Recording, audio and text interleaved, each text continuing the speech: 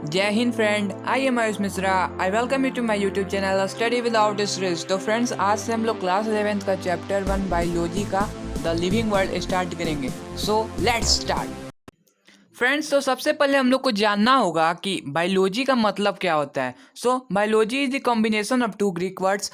पहला है बायोज और दूसरा है लोगस। तो बायोज का मीन्स तो लाइफ होता है और लोगस का मीन्स हम लोग जानते हैं स्टडी होता है। तो हम लोग एक लाइन में बायोलॉजी को कर सकते हैं, biology is the study of life और फ्रेंड्स, बायोलॉजी को हम लोग दो टाइप में मेनली कैटेगराइज करते हैं। पहला है जूलॉजी, दूसरा है बॉटनी। और भी इसके सब टाइटल हैं, लेकिन मेनली इनको दो टाइप में कैटेगराइज किया गया है। इसके बाद फ्रेंड्स, जूलॉजी में हम लोग एनिमल से रिलेटेड पढ़ाई करते हैं और बॉटनी में हम लोग प्लांट से रिलेटेड पढ़ाई करते हैं। क्लास 11th में मेनली हमको ज़्यादा से ज़्यादा जूलॉजी ही पढ़ने को मिलेगा, देखने को मिलेगा।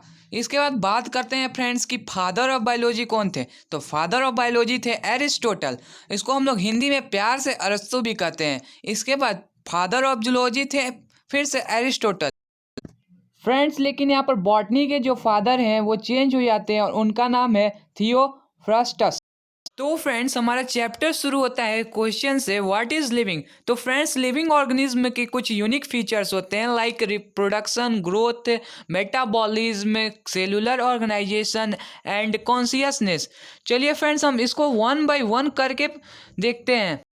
फ्रेंड्स, पहला हम लोग का है ग्रोथ। तो ग्रोथ क्या होता है? इंक्रीज इन मास या सेल या increase in number of individual are the twins characteristic of growth. मतलब इसका ये होता है कि जब भी मास में ग्रोथ होगा या सेल बढ़ेगा या फिर से नंबर ऑफ इंडिविजुअल, तो वहाँ ग्रोथ होगा।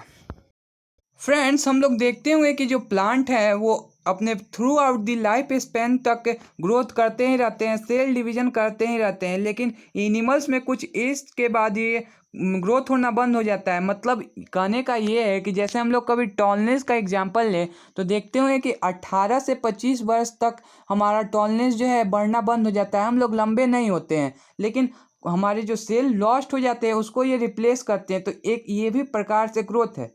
इसके बाद जो है हमारा यूनिसेलुलर ऑर्गेनिज्म, ये अल्सो ग्रो करते हैं सेल डिवीजन के मदद से। तो हम लोग कंक्लूजन ये कर सकते हैं, लगभग plant unicellular multi cellular organism cell division कर ही के अपना ग्रोथ करते हैं।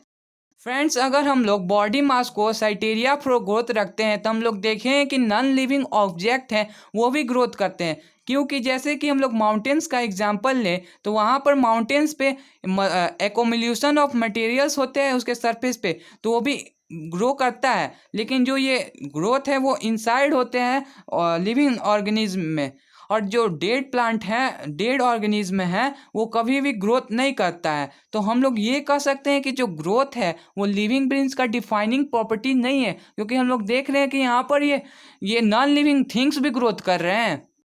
तो दोस्तों, दूसरा हम लोग का रिप्रोडक्शन है, जो क्लास 10th में हम लोग पूरा एक चैप्टर पढ़ के आए हैं। चलो फ्रेंड्स, मैं जानता हूँ तुम लोग को वो अभी याद नहीं होगा, तो मैं इसको रिकॉल करा देता हूँ। तो फ्रेंड्स, रिप्रोडक्शन टू टाइप्स के होते हैं, पहला सेक्सुअल और दूसरा एसेक्सुअल। तो सेक्सुअल मोड ऑफ रिप्रोडक्शन वो मोड ऑफ रिप्रोडक्शन है जिसमें दो पेरेंट्स इन्वॉल्व होते हैं और जो प्रोग्रेनी प्रोड्यूस होती हैं वो पेरेंट्स के पूरा सिमिलर नहीं होती हैं, उससे कुछ डिफरेंट होती हैं। जब मेल और फीमेल गैमेट्स फ्यूज करते हैं तो जाइगोट का फॉर्मेशन होता है।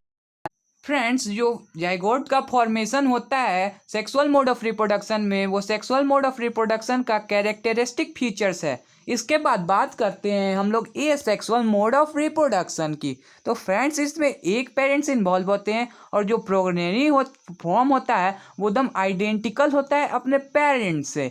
तो फ्रेंड्स, हम लोग जैसा कि ए सेक्सुअल का बहुत सारे टाइप्स को देखे हैं क्लास 10th में, उसको यहाँ पर भी हम लोग को पढ़ना है। तो पहला है स्पोर फॉर्मेशन। तो हम लोग देखे थे क्लास 10th में कि कैसे स्पोर से फंगी, बहुत सारे फंगी वहाँ से स्प्रेड हो जाते थे एयर में और जाकर इजीली ग्रो कर जाते थे जब उनको फेवरेबल क्लाइमेट्स मिलता था। इसके बाद हम लोग देखे थे प्लेनेरिया वाला क्लेस, जिसमें रीजनरेशन होता था। जब भी कहीं से भी इसका बॉडी का पार्ट एक्सीडेंटली लॉस्ट हो जाता था तो वहाँ पर फिर से वो ग्रो हो जाता था। फ्रेंड्स, आपको ये जान के बहुत ज़्यादा हैरानी होगी कि हम लोग ह्यूमंस बॉडी में भी एक ऐसा पार्ट है जो रीजनरेट होता है। दोस्तों, वो पार्ट लीवर है। तो लीवर को कभी भी कम मत हाँकना।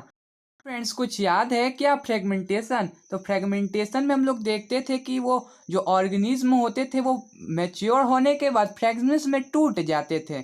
तो यहाँ पर जो फंगी होते हैं, मोसेस होते हैं, वो सब फ्रेगमेंटेशन करते हैं। क्लास 10th में इसमें हम लोग को एक एग्जाम्पल मिला था स्पाइरोगैरा, तो वो भी फ्रेगमेंटेशन की मदद से ही ग्रो करता है। दोस्तों अब हम लोग देखते हैं एमोएबा का केस। तो इसमें क्या होता है, जो रिप्रोडक्शन है यहाँ पर साइनोनेम्स हो जाता है ग्रोथ का, क्योंकि यहाँ पर सेल्स का बढ़ना होता है। और जैसा कि मैंने बताया था कि जब भी ग्रोथ होता है तो वहाँ पर इंक्रीज इन मास होगा, नहीं तो इंक्रीज इन सेल होगा। सो फ्रेंड्स, तो यहाँ पर रिप्रोडक्शन फिर से यहाँ पर ये भी डिफाइनिंग प्रॉपर्टी नहीं होगा। फ्रेंड्स हम लोग देखते होंगे कि जो म्यूल्स होते हैं, जो डोंकी और हॉर्स के क्रॉस होते हैं, वो भी रिप्रोडक्शन नहीं कर सकते हैं, लेकिन वो लिविंग ऑर्गेनिज्म होते हैं। वैसे ही जो इनफर्टाइल ह्यूमंस कपल है वो भी रिप्रोडक्शन नहीं कर सकते। तो क्या ये लिविंग ऑर्गेनिज्म नहीं होंगे? नहीं, जरूर होंगे। तो इसीलिए हम लोग रिप्रोडक्शन को भी डिफाइनिंग प्रॉपर्टी नहीं कर सकते हैं। अब हम लोग देखते हैं मेटाबॉलिज्म।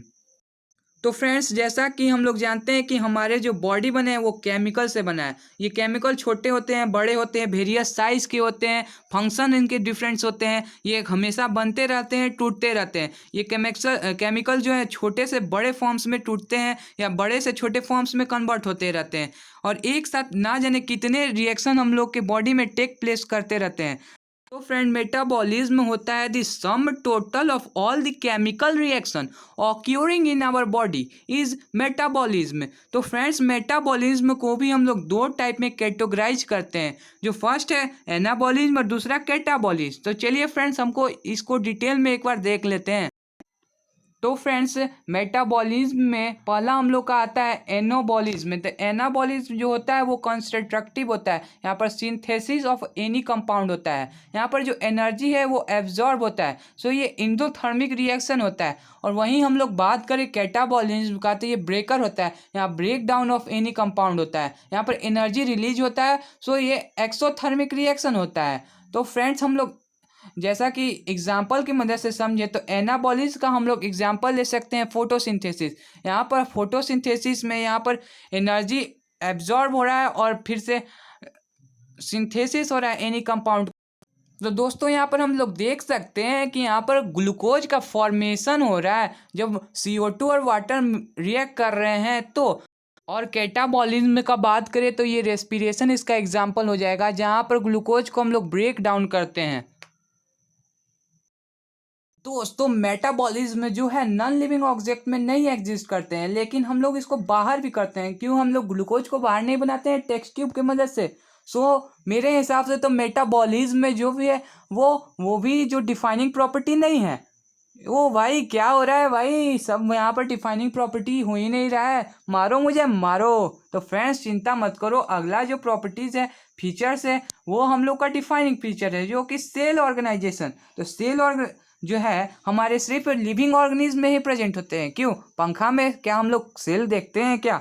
नहीं, ऑब्वियस सी नई बात है कि हम लोग नहीं देखते हैं। तो सेल का ऑर्गेनाइजेशन जो हमारे बॉडी में होता है वो लिविंग ऑर्गेनिज्म का कैरेक्टरिस्टिक फीचर्स होता है। इसके बाद वाला जो कॉन्शियसनेस है वो भी हम लोग का कैरेक्टरिस्टिक फीचर्स होता है। जैसा कि हम लोग अपने सेंस ऑर्गन से इन्वायरमेंट को सेंस करते हैं। प्लांट्स रिस्पॉन्स करते हैं एक्सटर्नल फैक्टर्स लाइक लाइट को, वाटर्स को, टेम्परेचर्स को, और कोई अदर्स ऑर्गेनिज्म उनके पे आ जाते हैं तो उनको भी सेंस कर लेते हैं। जहाँ हर एक प्रोकैरियोटिक से लेकर कॉम्प्लेक्स यूकैरियोटिक तक सभी इन्वायरमेंट को सेंस कर सकते हैं, और ऑल जो भी केमिकल उनके अंदर आता है उसको हैंडल कर लेते हैं।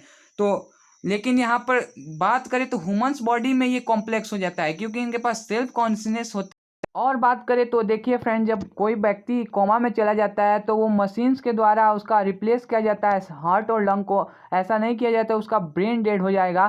तो वो अपने इन्वायरमेंट को सेंस नहीं कर सकते हैं। तो क्या वो लिविंग होते हैं कि नॉन लिविंग होते हैं? ये एक बड़ा क्वेश्चन बना रहता है जब भी हम लोग इन कॉन्शियसनेस को इन ह्यूमंस के टर्म्स में देखते हैं। तो अब हम लोग जो लिविंग्स को एक डेफिनेशन दे तो living organism are self replicating, evolving, self regulating, interactive system capable of responding to external stimuli. तो इसके बाद बात करें तो biology is the story of life on earth, मतलब लाइफ जब होगा तभी यहाँ पर बायोलॉजी की बात होगी। तो ये जो बायोलॉजी में हम लोग पास्ट प्रेजेंट फ्यूचर सारे एक दूसरे से लिंक होते हैं। जेनेटिक मटेरियल्स के द्वारा हम लोग को फ्यूचर्स से हम लोग को मिलते जाता है। That's all from this video. Thanks for watching. Please like, share, subscribe. Also press the bell icons for further updates. जय हिंद, जय